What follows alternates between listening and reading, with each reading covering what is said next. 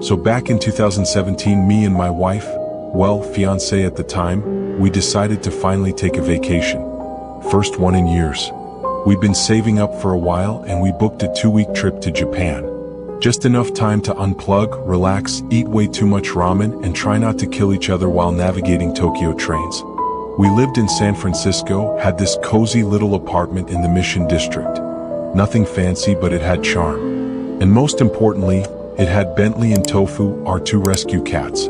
Bentley was older, lazy, always parked in a sunny window. Tofu was the wild one. She had energy like a toddler on espresso. No way we were gonna board them. They'd freak. So we went the pet sitter route. Now, we didn't just pick someone off Craigslist or anything. We went through this site that specializes in professional sitters, fully vetted, background checks, insurance, all that good stuff. It was the premium tier 2. The woman we hired, her name was Carly, late 20s, had dozens of glowing reviews, full-time sitter, said she had a background in vet tech. Sounded like the dream fit. She came by twice before we left. Seemed super sweet. The cats liked her, which is rare. Tofu even let her pick her up, and she hates everyone. Carly had a calm energy, asked smart questions, took notes on the food schedule, meds, even how to open the weird sliding door to the litter box closet. I'll be honest, I felt good about her. So we leave. First couple days? Great. Carly texts us photos of the cats, little updates like, Bentley purred for a full 5 minutes today, or, Tofu is chasing the laser like a lunatic. Normal stuff. Then, I think it was day 4 or 5, we get a weird message. Some random person DM'd my fiancé on Instagram asking, "Hey, is your place still available for the weekend?" The photos looked amazing, but the Airbnb page says it's down now. We're like, what? We don't have an Airbnb listing. We never did. So we dig around, search our address, and boom, there it is. A listing under someone named Carlita_Bay Area. Same photos as the ones on our social media. Same couch, same rugs, even the damn cats in the background of one picture. It was our apartment. And guess what? It had already been rented out multiple nights. We lost our minds.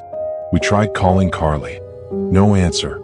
I messaged the Airbnb profile pretending to be a traveler, asking if I could rent the place. They replied in like 20 minutes, super polite. Hi there. This spot is taken this weekend but might be free next week. We'll let you know. Meanwhile, we're across the world, thousands of miles away, knowing strangers are in our home, sleeping in our bed, eating who knows what off our dishes, and our cats are there. I contacted Airbnb right away. Told them someone listed our place without permission. They shut the listing down, but by that time the damage was done. We cut our trip short, got back 3 days later. First thing I noticed was a faint smell in the hallway. Not gross, just like weed and old takeout. We unlocked the door, walk in. Total chaos. Not like smashed windows or anything, but it looked used. Lived in. There were half-empty beer bottles on the coffee table. Towels on the floor. A bra, not my fiancé's, on the couch. The throw pillows were on the balcony like someone tried to air them out. And Bentley? He was hiding behind the fridge. Tofu had clawed up the arm of the leather chair we just paid off. The worst part? Carly was gone. Left a note, just a post that said, "Everything went great. Hope you guys had a lovely trip," with a smiling face emoji drawing. We checked the ring cam, she had disabled it. Unplugged the router and moved the cam behind a plant. Smart. Calculated. We tried getting a hold of her through the agency. No luck. They claimed she hadn't used her real last name, and the address she provided on file was a co-working space. Airbnb wouldn't tell us how many nights the apartment had been booked, just that there were multiple stays, and they were investigating. Later, we found out through a Reddit thread of all places that Carlita_Bay Area had been mentioned before. Some guy wrote that he rented a place in SF through her listing and noticed the owner's stuff was all still there. Photos, mail, cat toys. He thought it was weird but didn't ask questions. Turns out, Carly had been house-sitting all over the Bay Area and running this little scam, renting people's homes out under fake profiles while they were away pocketing the cash. She moved from job to job, never stayed in one place too long. She even used fake names to get around the background checks. We filed a police report. But they said unless we had video of her actually renting the place or taking money, it'd be hard to prove anything beyond trespassing. The agency refunded our sitter fee and offered us a free replacement on our next booking. Yeah, no thanks. Bentley developed a UTI from stress. Tofu started peeing outside the litter box. My fiancée was disturbed for days. She felt violated, like someone had touched our lives without permission. We changed the locks, installed cameras inside and out, got a new alarm system, even ditched that pet sitting agency for good.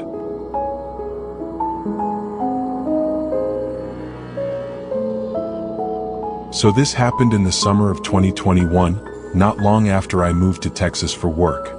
I had just gotten laid off from my job up north and was in this weird transition phase, bouncing between temp gigs and trying to make rent.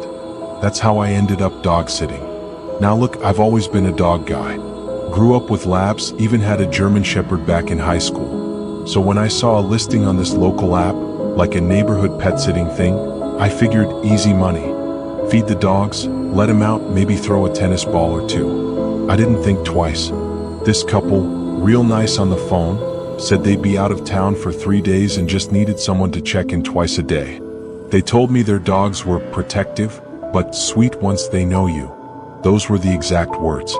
Just give them a few minutes to warm up. They sent me pictures too. One was a pit bull mix, the other looked like a shepherd blend. Big dogs, but nothing that screamed danger. I even met them once briefly outside in the yard a few days before they left, just to get familiar, like the owners said. They barked at first, but then they calmed down, wagging tails. I thought, okay, they're fine. The first visit went smooth. I went in through the garage like they instructed, fed them, let them run around the backyard a bit, no issues.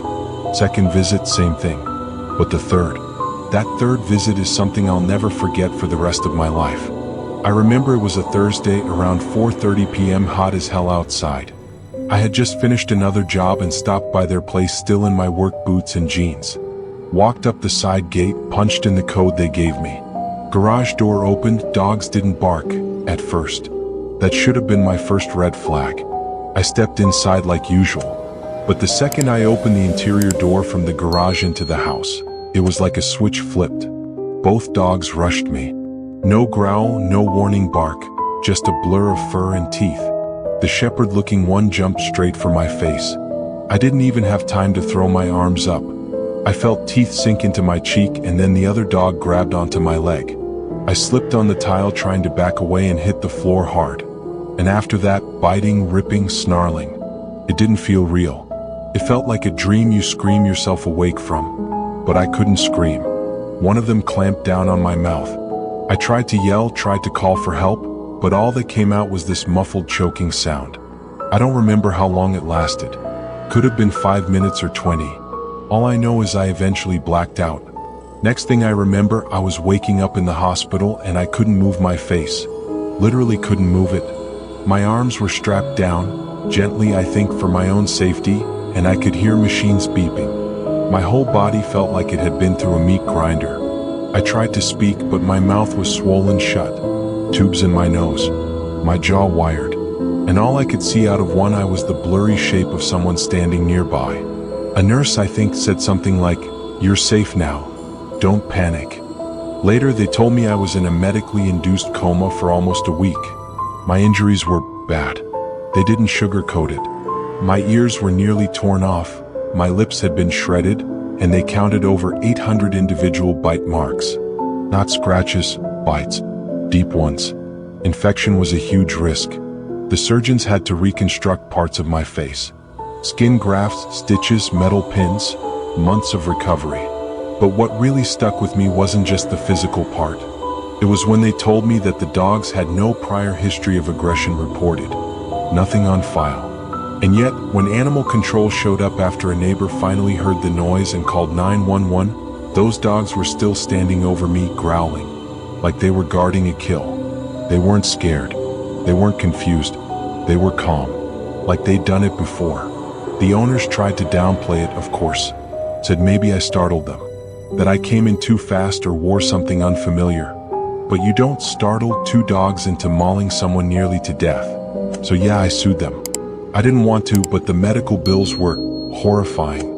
I'll be paying off what insurance didn't cover for the rest of my life, probably. And I still haven't gone back to work full-time. I can't. I barely leave the house without breaking into a sweat. PTSD's no joke. But here's the part one still don't talk about much because even I have a hard time believing it. About 2 weeks after I got home, I started having these dreams. And in every single one, I was back in that house. Same layout, same smell, like bleach and dog food and something sour. But in the dream, I wasn't being attacked. I was just watching, standing in the corner of the room. And someone else, someone who looked like me but wasn't me, was walking into the house. And the dogs? They weren't barking. They were just staring. Not at the other me, at me in the corner. And every time I had that dream, I'd wake up with this taste in my mouth. Like pennies. Blood and metal. No explanation. Nothing in the room. I even had my sheets tested once because I swore I was bleeding in my sleep. Doctors say it's psychological. Trauma.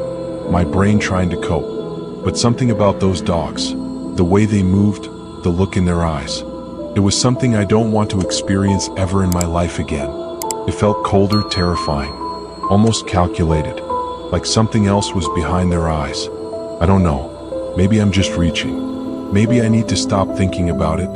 But every now and then when I see a dog across the street, just standing still watching, I swear it terrifies me.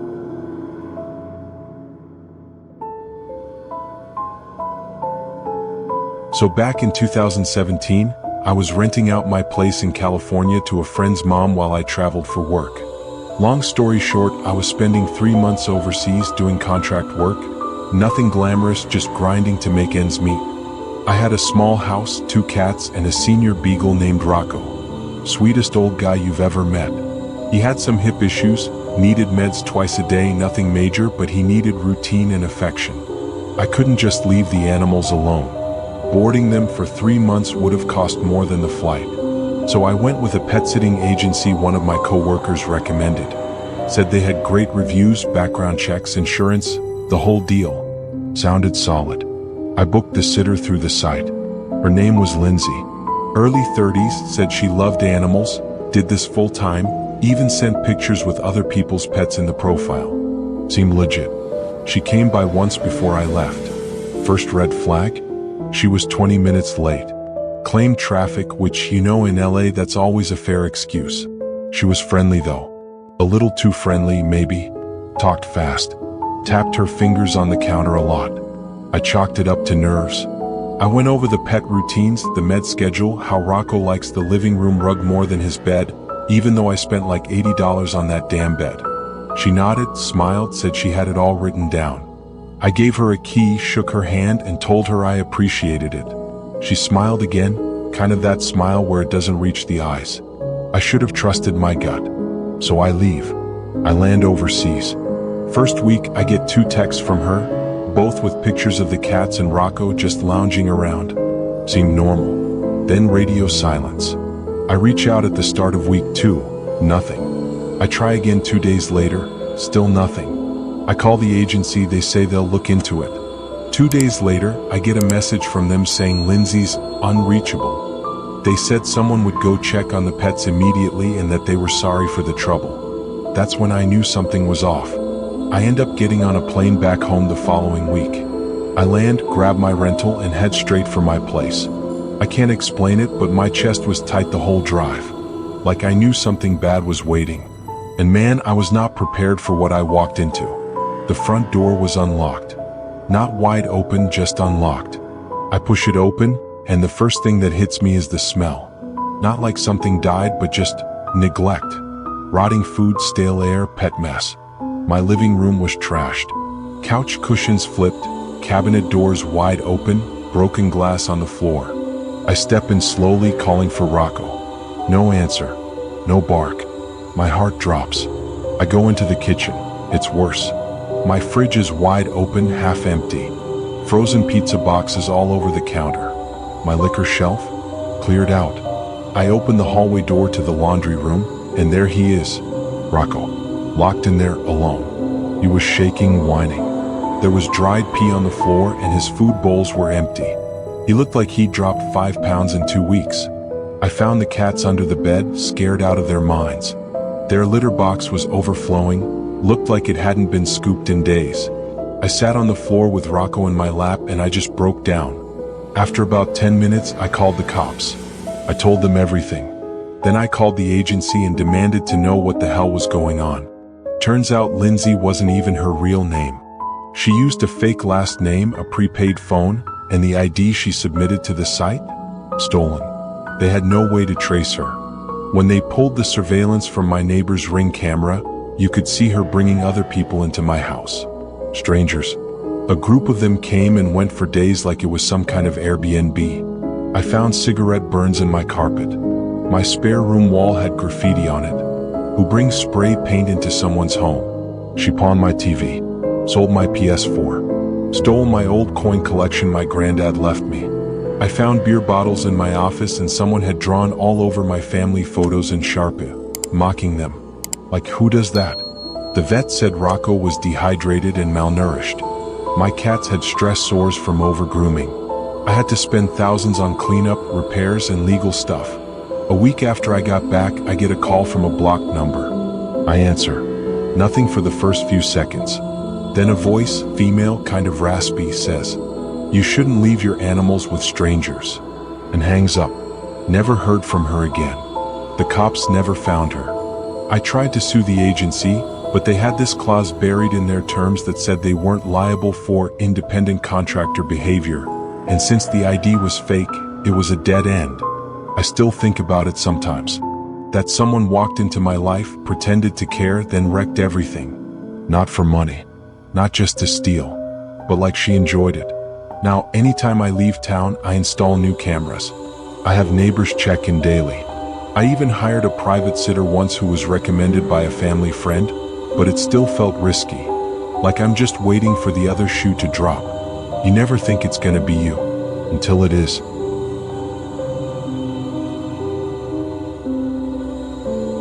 So this happened back in 2022, right in the middle of summer. I was living in LA trying to get by. Rent was stupid high, traffic was a nightmare, and I was juggling like 3 jobs just to keep up. One of those jobs was working for this dog walking and pet sitting company, kind of like Rover but more corporate. I mostly did drop-ins and walks, nothing too serious. This one gig came through for a weekend house sitting job in the Hollywood Hills. Fancy house, big money clients. They were going to be out of town for a few days and they needed someone to feed their 2 bulldogs, hang around a bit, and just make sure the place didn't burn down. Easy money. The first day was chill. I drove up around 7 p.m., used the code they gave me to get in through the side gate. The place had one of those touchpad smart locks, big glass doors, sleek modern everything. The dogs were loud but friendly, already waiting at the door like I owed them something. I fed them, let them run around the backyard, watched Netflix for a bit on their giant-ass TV, then headed back to my place for the night. Day 2 was when everything went sideways. I was supposed to be there around 6 p.m. I got there maybe 15 minutes early.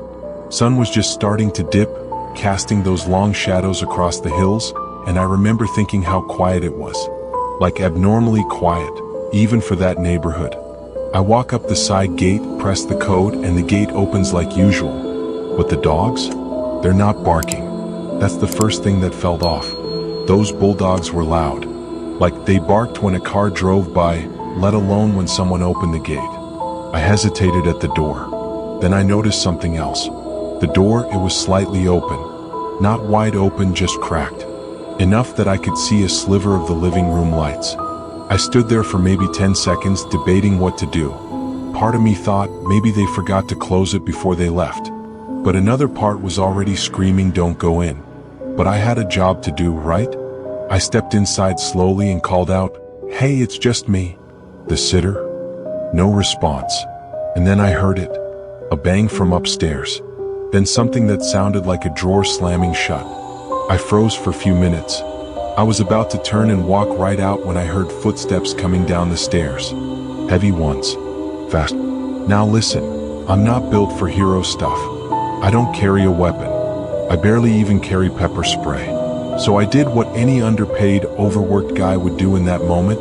I backed toward the door, grabbed it, and tried to shut it quietly behind me. but right as I was pulling it shut, I caught a glimpse of him. Tall guy, black hoodie, mask, holding a pistol. And right behind him, another guy, smaller build, holding a crowbar and what looked like a duffel bag. Both of them saw me at the same time I saw them. I didn't wait. I ran. Didn't care about the dogs, didn't care about my phone in my pocket. I ran. I leapt down that concrete path like I was on fire, nearly tripped on the damn hose they had coiled by the side gate. Behind me I heard yelling. One of them screamed something like, "Get him." I didn't look back. I made it to my car, locked the doors, and peeled out so fast I clipped the curb. I drove 3 blocks before I realized my hands were shaking so bad I couldn't keep the wheel straight. I parked in front of a random house, called 911, gave them the address, and tried to explain between gasps what had just happened. It took everything in me not to break down right there. Cops showed up quick. I followed them back to the house, staying in the car this time. They cleared the place. Dogs were okay, thankfully. They had locked them in the guest bedroom. The burglars had been mid-robbery when I walked in. Apparently they'd already hit the master bedroom, emptied drawers, cracked open a safe in the closet. But here was something I never get till today.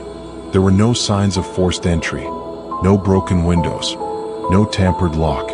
They either had the code, or they were already inside before I got there.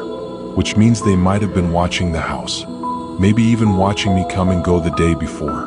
That realization, that they might have waited for me to come unlock the place again, it hit me hard. I couldn't sleep for days after. Every sound in my apartment felt like someone trying to get in. I'd wake up in a cold sweat, thinking someone was in the living room. The company I worked for? They were sympathetic at first. Said they'd do an internal review, check how the appointment was booked, all that stuff. Then they ghosted me. No follow-up. No apology. Just removed the listing and quietly stopped assigning me jobs.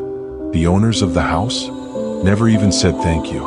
Insurance probably covered their stuff, and I guess the dogs were fine, so to them, no harm, no foul. But to me? Man, that moment, standing in that house with those guys staring right at me, it changed how I look at people, at jobs, at trust. I still do pet sitting sometimes, but never without a partner now. Because you never really think about how vulnerable you are until you walk into someone else's home and realize you're not alone.